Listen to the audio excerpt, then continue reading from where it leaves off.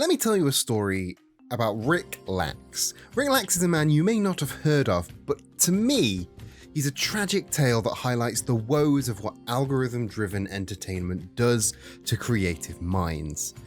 Rick Lax, a Detroit-born entertainer who currently lives in Las Vegas, has gone through an interesting history, getting a law degree at the University of Michigan and briefly operating as the manager for Tally Hall, yes, those guys from the meme song, Do you like how I walk?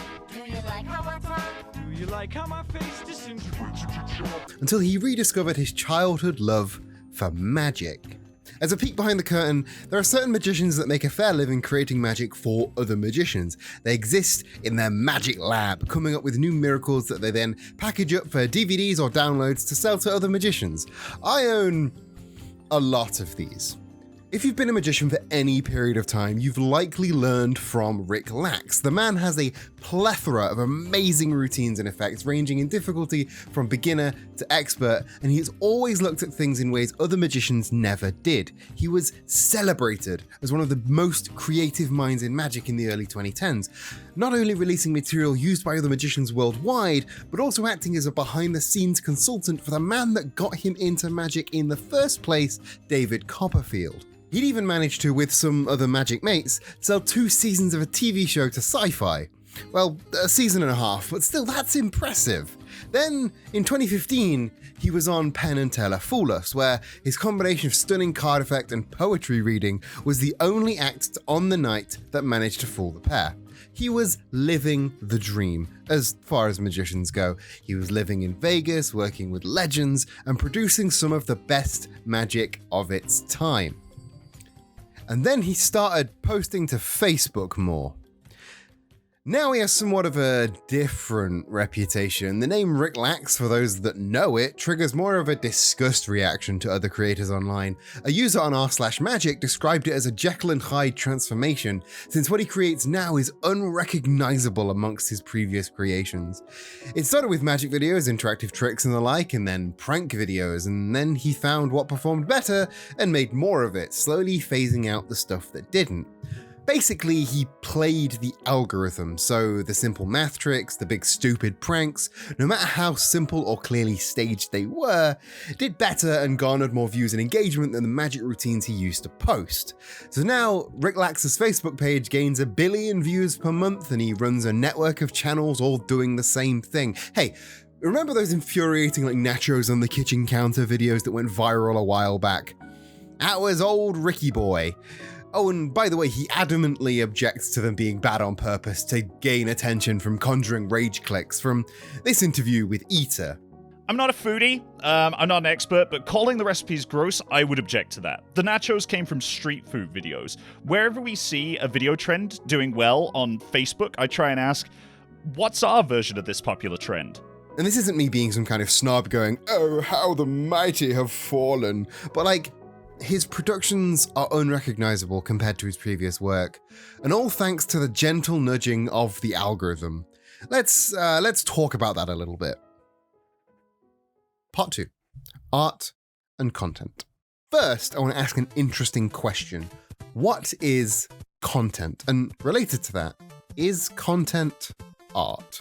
And well, the big question here is what is art? But I suppose that last one might be a little bit too long for a 12-minute YouTube video, you know? So instead what I want to do is focus on the difference between art and content. Now again, before I go into this, I'm not making some grand dig against people whose living depends on making content. You gotta eat, you do you. But I just want to take a broader look at the world of content and what it is versus what a purely artistic endeavor is, and how the two kind of cannot coexist. So, art versus content. This should be an easy one, right? Well, this 2-hour video on the matter begs to differ. Link in the underground for that, by the way, if you want to take a dive. I haven't watched it. I don't have 2 hours, but it might be interesting. I'm going to be way more succinct, though, today. I like to be concise around here. I mean, look at the timeline at the bottom of the screen. So the way I see, the main difference between art and content is their desired outcome from the audience. Art is presented to its audience for them to take from it. When you take in a piece of art, be it a photograph or a video or a song, you're having a two-way conversation with the creator. You interpret the piece in your own way. That way may be very similar to the creator's intention, even though it cannot be exactly the same. For more on this, watch Innuendo Studios' The Author is Absent. Or it can be entirely up for the audience to derive their own meaning. Art is a taking process, with audiences taking what they need. That meaning doesn't have to be a big artsy-fartsy interpretation though, it could just be a quick laugh at a little sketch loaded to Twitter. That is still art. Content, however, is intrinsically transactional. Content always wants something from you. And by transactional, I don't necessarily mean that they want money from you or anything. Let's take a passage from Thomas J. Bevan, a writer who has observed the same relationship between art and content that I have. It's possible to make content and make no money. Further, it's possible to make mere content without even the aim of making money. But there is always a transaction being sought, usually in the form of fame or internet points. Don't forget to smash that like button. Content wants something from you. That's what defines it, and there's nothing inherently wrong with that. This transaction can be a bold and obvious call to action, as in Rick Lax's videos, where he rather openly demands a like and a share if his tricks work, which in the case of the rather simple math tricks he routinely performs, is entirely the point. They will always work, it's a guarantee. Or it can be a more subtle ask for engagement in the form of a comment, or even just to stick with the creator and watch more of their content. The entire point of content is to ask something of the viewer. Their time, their clicks, their money, something. The Content Marketing Institute summarized it quite nicely when they described content marketing as: content marketing is a strategic marketing approach focused on creating and distributing valuable, relevant, and consistent content to attract and retain a clearly defined audience, and ultimately to drive profitable customer action. Now, while again, that is directly aimed at content marketing, honestly, what is the difference? If we agree that content is intrinsically transactional, then all content is marketing, as it's trying to sell the best idea of the viewer performing the transaction in question. And there's a few very important phrases in that I wanted to highlight. Relevant and consistent content is something we see a lot in general content creation engines. We see people who have found themselves either intentionally or on purpose finding the popular and viral thing, whether or not they created it in the first place, and then making the things that are the same as that initial thing, but with their relevant theming slapped on top. And of course, consistency. There's no stopping the content farm, or else the algorithm punishes you, allegedly. To quote one of the people most intrinsically linked with the words content creator, Jake Paul, "It's every day, bro." It's every day, bro. Oh, we said the A word. We've said it a few times now. Put a pin in that. We'll get back to that. And then there's that last bit. To attract and retain a clearly defined audience. While from this selling a product spiel, they of course try to be specific as possible, in actuality the audience can just be Pokemon fans, as much as it can be 18 to 30 single white males from the contiguous United States. Content has a specific audience in mind, and that's not to say target audience isn't necessary for art either. There is some crossover here. It isn't a simple black and white. And while we're at it, it's not really a science either. These are just sort of my takes on the whole thing. You can't pinpoint something like what makes art art. It's not a math problem, it's more like vibes. But anyway, that's the definition sorted. Kinda. Let's talk about how creators on these platforms are being pushed away from making art and into making content. Part 3. The A word. So we all knew it was going to end up here, didn't we? The algorithm, that vast unknowable thing that seemingly gains more and more control of our lives every single news cycle. Since the early days of social media, an ever-changing black box algorithm is of course to blame for this push towards shallow, repetitive, and easily churn-outable content rather than deeper, more meaningful art pieces. And of course we all seemingly know that the algorithm favors when a creator leans towards more content, but why? Surely a piece of art that creates deep and meaningful conversations in the comments section would be favored by the algorithm. But if we stop to look at the goals of algorithm versus that of content, we may start to see why it favors what it favors. The goals of content are to push an action, the specific action differing depending on the medium and the platform. A video's goals are usually to garner engagement from the viewer in the form of likes and comments, and to push other videos from that creator.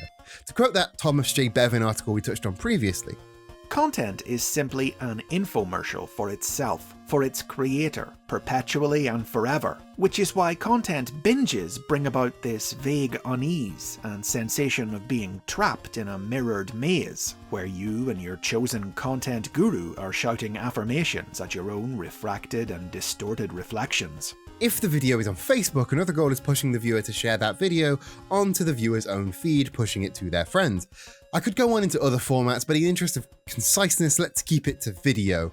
I specifically talked about Facebook there since that's where Rick Lax makes his home, but we're going to stick to YouTube because that's where we are. So what's the goal of the algorithm? Well, pretty simple. Keep people on the platform. That's it. Every time the algorithm changes, they're just trying a new strategy to keep you there. YouTube wants you to stay on YouTube for as long as possible. Ditto Facebook, Twitter, Twitch, and all the others. All they're trying to do is keep you there as long as they can. Usually, but not always, that comes down to serving you videos you want to watch in as many places as they can. So now you can kind of see the point I'm driving to, right? The algorithm's goal is keep you on the platform, and content's goal is keep them engaging with the platform and watching from the same channel. So it's no real wonder that the algorithm prefers content so much. Content is an ad for more content. So as long as all that content is on the same platform, it all works towards the same goal. And when the platform holder can reward those who play along by giving them preferential treatment, leading to more money and growth for the channel holders, they're only further incentivized to play by the rules of the algorithm. And once again, I am in no way bad-mouthing people who create content on this conveyor belt. If you find it satisfying and you can use it to pay the bills, more power to you. But if I go right back to the start of this video and look at Rick Lax as a case study, he is being rewarded and incentivized for making less thought out, less creative videos, to the point that the entire reason he made his page, to get more eyes on his magic performances, has become an afterthought. Even if he's getting billions of dollars for that, it's still a little sad, right? These algorithms are trying to make creators that create creations for the sole purpose of pointing to other creations, instead of taking the time and making well thought out, crafted pieces of art that exist only for the sake of existing. And that's kind of sad when you think about it. And there isn't really a lot we can do. I mean, we can't stop companies like Google and Facebook from basically doing whatever the fuck they want. There's a huge imbalance of power between us and them, and we're kind of just at the whims of billionaires. And video sharing platforms are hard to make and expensive to maintain. For an organization to create a viable YouTube competitor would take so much money and infrastructure that it'd be basically impossible. There's something to be said for creators being able to move past the algorithm, relying on things like Patreon so they don't have to rely 100% on YouTube's algorithm to make a living. But to get there in the first place, creators have to play the game to get a big enough audience in the first place. Fuck, that's kind of a bummer ending. We can't just end like that, can we? Fuck, let's play some stock footage of a puppy or something. Yeah, that'll save it. God, it's so fucking hot in this room. Jesus Christ. Thank you for watching that. I don't have a Patreon or any credits, so this is going to be playing over more puppy footage. But thanks for watching this video. I haven't made one in a few years, but I had a thing to say, so I did. Follow me on Twitter and Twitch, I guess. Okay, bye.